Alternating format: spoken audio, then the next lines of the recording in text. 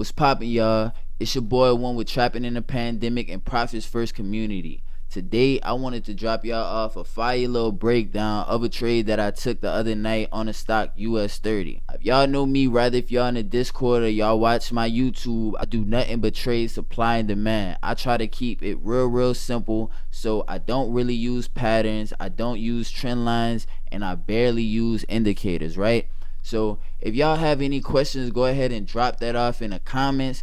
Other than that, like and subscribe for your boy. We trying to run it up. If y'all want to learn more in depth of what I do every single day, the course is on sale for $100. I cannot make it any cheaper than that. I spent a lot of money and put a lot of time in my trading, learning this stuff, and I did it all. Put it in a nice little package, and I gave it out to y'all for $100. All right, so that's on sale for the next week. Other than that, y'all can watch this video. I use the same strategies in this video, so study this, and it's definitely gonna improve your trading.